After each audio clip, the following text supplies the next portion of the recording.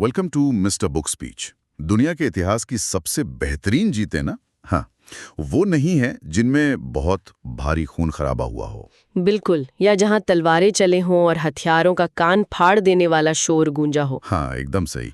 असल में इतिहास की सबसे शानदार जीत तो वो हैं जिनके बारे में दुश्मन को तब तक पता ही नहीं चला जब तक कि वो पूरी तरह से हार नहीं गया। यानी बिना लड़े ही खेल खत्म। एग्जैक्टली। तो आज की इस गहन चर्चा में हम इसी रहस्यमयी और मनोवैज्ञानिक रणनीति को डिकोड कर रहे हैं। और इसके लिए हमारे पास एक बहुत ही शानदार स्रोत है। हाँ, आज की स्रोत सामग्री है mastering the strategic mind, the wisdom of Sun Tzu से द आर्ट ऑफ वॉर का एक बेहद दिलचस्प और संक्षिप्त सारांश, जो कि अपने आप में एक मास्टरपीस है। बिल्कुल है।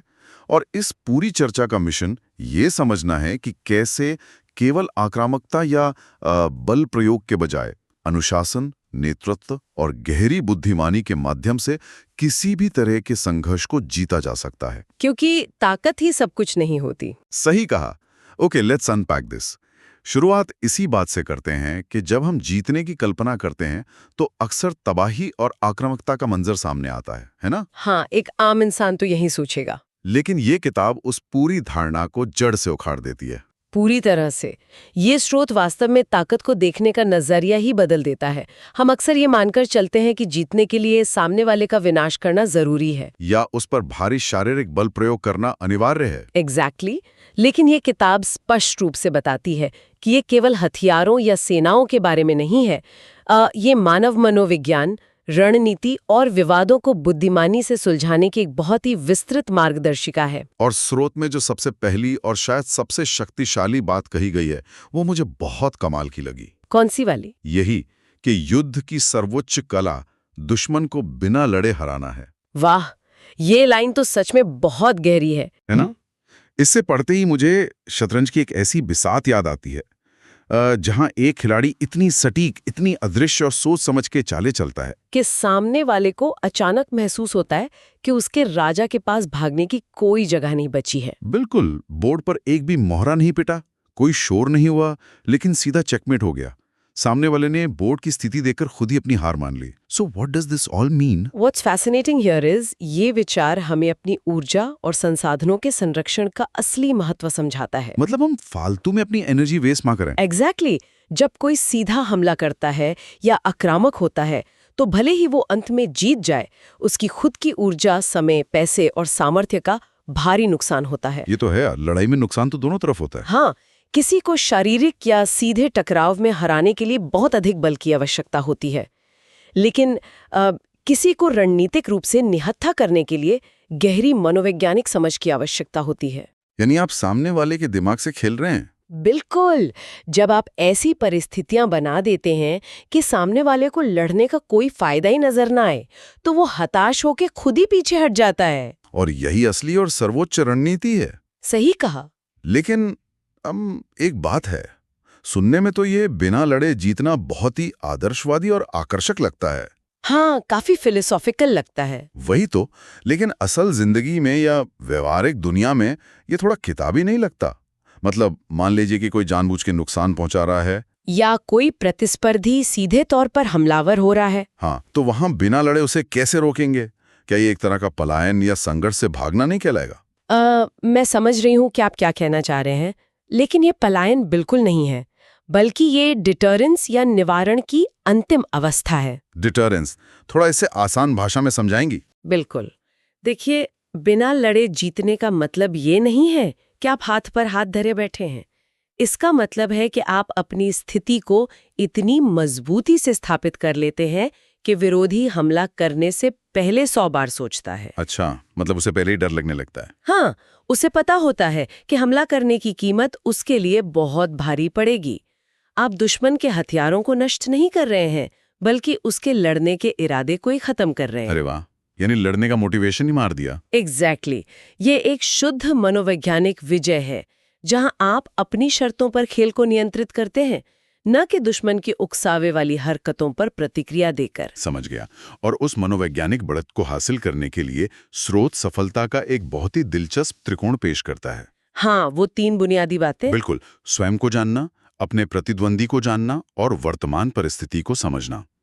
अब देखिए, दुश्मन या प्रतिद्वंदी को जांचना तो फिर भी समझ में आता है। हाँ, दूसरों को जज करना तो आसान होता है। वे तो हम इंसान अक्सर दूसरों की कमियां ढूंढने में या उनकी चालों का विश्लेषण करने में बहुत माहिर होते हैं।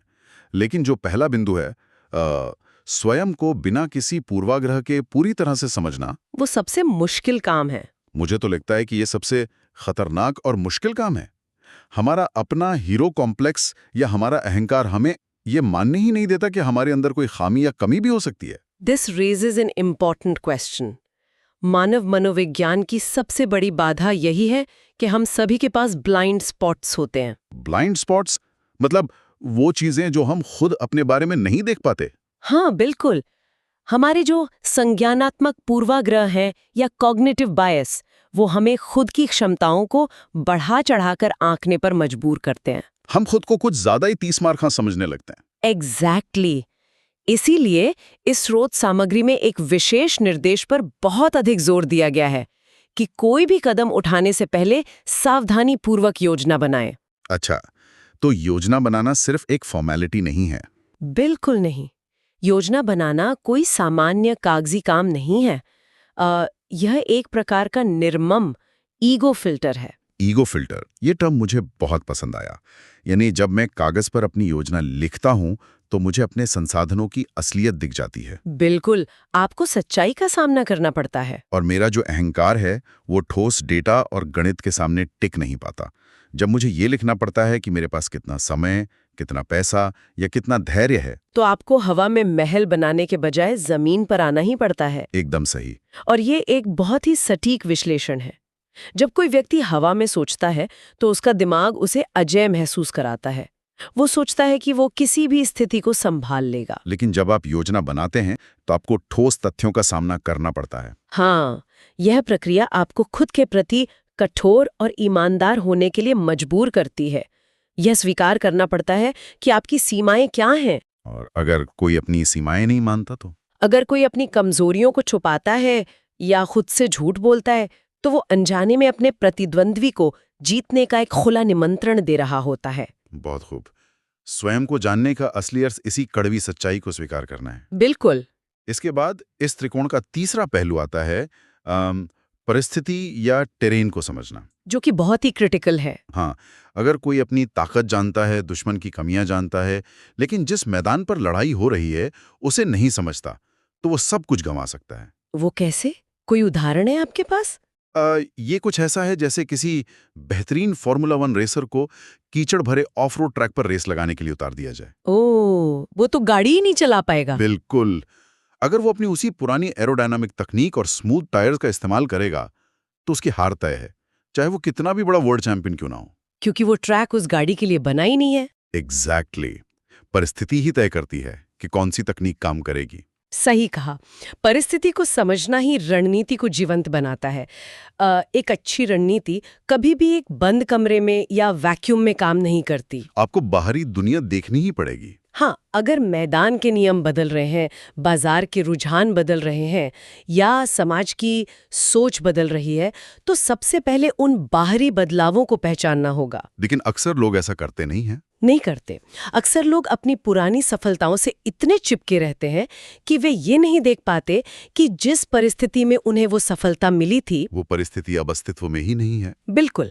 जो व्यक्ति या संगठन परिस्थिति के अनुसार अपनी रणनीति नहीं बदलता, उसे कोई बाहरी प्रतिद्वंद्वी नहीं हराता, बल्कि समय और बदलती परिस्थितियां ही उसे अप्रासंगिक कर देती हैं। Here is where it gets really interesting, क्योंकि योजना बनाना, डेटा इकट्ठा करना और सब कुछ समझ लेना एक बात है। हाँ, पेपर पर तो सब अच्छा लगता है। वही तो।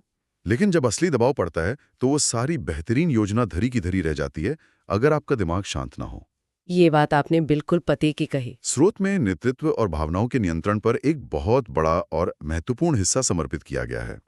सारांश स्पष्ट रूप से कहता है कि एक श्रेष्ठ लीडर को हर हाल में शांत और अनुकूलनीय रहना चाहिए। शांत और अनुकूलनीय रहना महज किताबी शब्द नहीं है, ये एक अत्यंत आवश्यक मनोवैज्ञानिक अवस्था है। अच्छा, इसके पीछे भी कोई साइंस है क्या? बिल्कुल है। विज्ञान में एक अवधारणा है जिसे अमिगडाला हाईजैक कहते हैं। अमिगडाला हाईजैक, ये क्या होता है? यह दिमाग की एक स्थिति है जहां खतरे, डर या अत्यधिक गुस्से की स्थिति में हमारे दिमाग का तार्किक और सोचने समझने वाला हिस्सा काम करना बंद कर देता है। मतलब हमारा लॉजिक काम नहीं करता। हाँ, उस समय हम सोच समझकर कार्य नहीं करते, बल्कि सिर्फ आवेगी प्रतिक्रिया देते हैं, सिर्फ रिएक्ट करते हैं। ओहो, और एक चतुर प्रतिद्वंदी हमेशा यही चाहता होगा। एग्जैक्टली। वो उकसाने की कोशिश करता है ताकि आपका अमिगडाला हाईजैक हो और आप कोई ऐसा बेवकूफ़ी भरा कदम उठाएं जो आपकी पूरी योजना को बर्बाद कर दे। तो क्या इसका सीधा सा मतलब यह है कि अगर मैं किसी विवाद में गुस्सा हो गया तो मैंने अनजाने में अपने प्रतिद्वंदी को अपनी रणनीति का रिमोट कंट्रोल पकड़ा दिया? बहुत ही बढ़िया तरीके से समझाया आपने, बिल्कुल ऐसा ही है। क्योंकि वो अब मुझे अपनी धुन पे नचा सकता है। मेरी प्रतिक्रियाओं का अनुमान लगाना अब बहुत आसान हो गया। और वो सबसे बड़ा रणनीतिक खतरा है। गुस्सा किसी भी व्यक्ति को बेहद स्पष्ट और अनुमानित बना देता है, प्रिडिक्टेबल बना देता। हाँ, एक गुस्से में भरा हुआ व्यक्ति ठीक वही करता है जो उससे उम्मीद की जाती है। वो बिना सोचे समझे अंधाधुंध हमला करेगा या अपनी रक्षात्मक स्थिति छोड़ देगा। और शांत इंसान क्या करेगा? इसके विपरीत एक शांत दिमाग वाला लीडर अप्रत्याशित होता है। वो समय के साथ खेलता है। कभी-कभी सबसे बेहतरीन चाल कोई चाल ना चलना होती है। क्या बात है, सही समय की प्रतीक्षा करना। बिल्कुल, उस पल का इंतजार करना जब दुश्मन खुद कोई गलती करे या थक जाए। ये अनुशासन का सबसे बड़ा परीक्षण है। जो व्यक्ति भावनाओं में बह जाता है वो कभी प्रतीक्षा नहीं कर सकता। अब इस अनुकूलन या अडेप्टेबिलिटी को लेकर अक्सर एक बहुत ही घिसी-पिटी पुरानी कहावत दोहराई जाती है कि तूफान में जो पेड़ झुक जाता है वो टूटता नहीं। हाँ, ये तो हमने बचपन से सुना है। लेकिन आज की इस जटिल दुनिया के संदर्भ में मुझे ये एक आधुनिक गाड़ी के शॉक एब्जॉर्बर की तरह ज्यादा लगता है। Shock absorber? ये कैसे? देखिए, सड़क के गड्ढे या बाहरी परिस्थितियां अचानक नहीं बदल जाती, लेकिन वो एब्जॉर्बर उन झटकों को इस तरह सोख लेता है कि गाड़ी अपना संतुलन नहीं खोती और अपनी पूरी गति से आगे बढ़ती रहती है। ये बहुत ही शानदार उपमा है ना?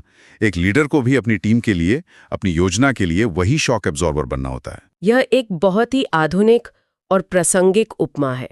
शॉक एब्जॉर्बर का काम झटके के अस्तित्व को खत्म करना नहीं है, बल्कि उसके प्रभाव को बेअसर करना है ताकि आप नियंत्रण ना खोएं।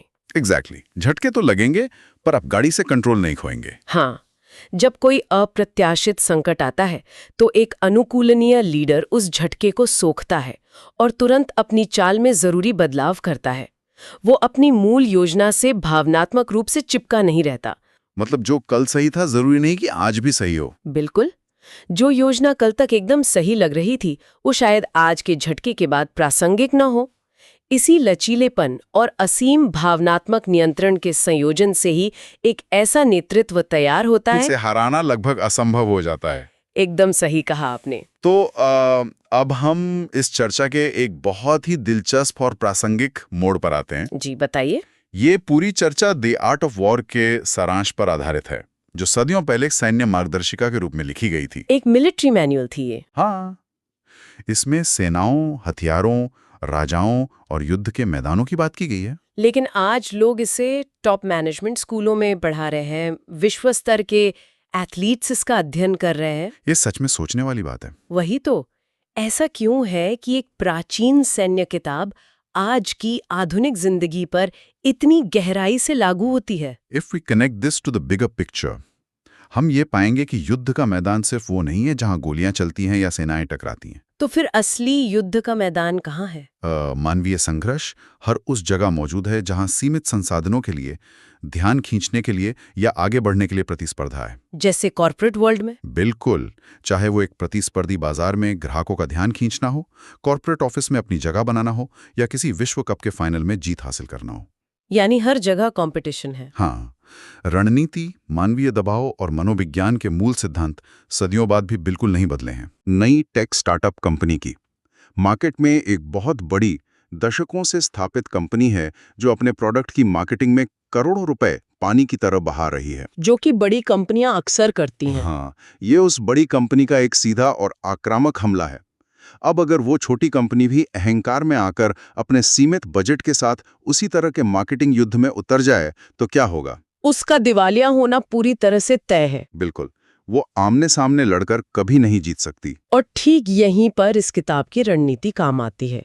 वो छोटी कंपनी सफलता के उस त्रिकोण का उपयोग करती है। वो त्रिकोण जिसकी हमने पहले बात की थी। हाँ, वह स्वयं को जानती है, उसे पता है कि उसका बजट बहुत कम है, लेकिन वह तेजी से फैसले ले सकती है। और प्रतिद्वंदी को भी जानती है। एग्जैक्टली उसे पता है कि बड़ी कंपनी बहुत धीमी है, नौकरशाही में फंसी है और ग्राहकों की छोटी लेकिन जरूरी शिकायतों को नजरअंदाज करती है। हाँ, तो फिर वो स्टार्टअप क्या करेगा? तब वो छोटी स्टार्टअप कंपनी भारी भरकम मार्केटिंग पर एक पैसा खर्च करने के बजाय चुपचाप ग्राहकों की उस छोटी सी परेशानी को सुलझाने वाला एक नया फीचर लॉन्च कर देती है। अरे वाह, एकदम स्मार्ट मूव है ना? बड़ी कंपनी को भनक लगने से पहले ही हजारों ग्राहक उस स्टार्टअप की ओर शिफ्ट हो जाते हैं। उन्होंने बिना कोई बड़ी लड़ाई लड़े, बिना कोई शोर मचाए मार्केट का एक बड़ा हिस्सा जीत लिया। बिल्कुल, ये बिना लड़े जीतने का एक उत्कृष्ट आधुनिक उदाहरण है। क्या कमाल का उदाहरण है। और ये सिर्फ बड़े बिजनेस तक सीमित नहीं है। हमारी रोजमर्रा की जिंदगी, जैसे ऑफिस की राजनीति या पारिवारिक तनाव में भी ये सिद्धांत पूरी तरह से फिट बैठता है। बिल्कुल फिट बैठता है। मान लीजिए ऑफिस में कोई सहकर्मी लगातार आपके काम का क्रेडिट चुराने की कोशिश कर रहा है या जानबूझकर आपको नीचा दिखा रहा है, जो कि बहुत ही आम बात है वर्कप्लेस पर। हाँ, एक आम आवेगी प्रतिक्रिया होगी कि उसके सबके सामने बहस की जाए या सीधे तौर पर लड़ लिया जाए। लेकिन उससे कुछ हासिल नहीं होगा। वही तो, जैसा कि हमने पहले चर्चा की, इससे सिर्फ आपका ही अमिगडाला हाईजैक होगा और आप दूसरों की नजर में अनप्रोफेशनल दिखेंगे। और शायद वो सहकर्मी यही चाहता हो। एग्जैक्टली। इसके बजाय अगर आप शांत रहते हैं, अपने हर काम को इस तरह से डॉक्यूमेंट करना शुरू करते हैं या आप सीधे मैनेजमेंट के साथ इस तरह पारदर्शिता से संवाद करते हैं कि उस सहकर्मी की चालें बिना किसी सीधे टकराव के खुद ब खुद बेनकाब हो गए। बिल्कुल। और ये एक बहुत बड़ी जीत होगी। वो वास्तव में एक शुद्ध रणनीतिक विजय है। आपने अपनी ऊर्जा उस सहकर्मी से बहस करने में बर्बाद नहीं की। हाँ, मेरा खून नहीं खौला। एग्जैक्टली। आपने अपनी भावनाओं पर कड़ा नियंत्रण रखा और अपने प्रतिद्वंदी को उसकी ही बिछाई हुई चाल में उलझा दिया। और अगर हम इसे और भी गहराई में ले जाएं, जी बताइए, तो अंततः ये सारी समझ हमें आत्म अनुशासन की ओर ले जाती है। हमारे भीतर भी तो रोज एक युद्ध चलता रहता है। हाँ, खुद से ही लड़ाई। बिल्कुल। अनुशासन और आलस के बीच, अच्छी आदतों और बुरी आदतों के बीच। जब हम अपनी खुद की कमजोरियों को पहचान लेते हैं, जैसे ये जानना कि तनाव के समय हम गलत निर्णय लेते हैं, तो हम उन परिस्थितियों से बच सकते हैं। हाँ, हम अपने आसपास के वातावरण या परिस्थिति को इस तरह से डिजाइन कर सकते हैं कि वे कमजोरियां हम पर हावी ही न हो पाएं। ये खुद पर हासिल की गई एक रणनीतिक जीत है। बिल्कुल। इस पूरी गहन चर्चा को अगर हम समेटें तो मुझे लगता है कि स्रोत सामग्री के अंत में दी गई वो एक सरल पंक्ति इस पूरे दर्शन का सबसे सटीक सारांश है। वो कौन सी पंक्ति? Win smart, not just hard. बिल्कुल, ये बहुत ही सटीक है। हाँ, सिर्फ अंधाधुंध कड़ी मेहनत या बिना सोचे समझे ताकत का प्रदर्शन ही काफी नहीं है, बल्कि समझदारी से की गई योजना, गहरी आत्म जागरूकता और भावनाओं का सटीक नियंत्रण ही अंततः आपको असली विजेता बनाता है। बिल्कुल। आज की इस चर्चा ने सच में हार जीत और संघर्ष को लेकर कई पुरानी धारणाओं को तोड़ा है। हमने देखा कि कैसे जीतने के लिए हर बार आमने सामने टकराना जरूरी नहीं होता। असली जीत वो है जहां टकराव की नौबत ही ना आए। हाँ, असली और सबसे स्थायी जीत वह है जो इतनी खामोशी, धैर्य और समझदारी से हासिल की जाए कि अनावश्यक टकराव हो ही ना। बिल्कुल सही कहा आपने। अब अंत में एक ऐसा सवाल जो आज की इस चर्चा से स्वाभाविक रूप से निकलता है और जिस पर एकांत में गहराई से विचार किया जाना चाहिए। जी।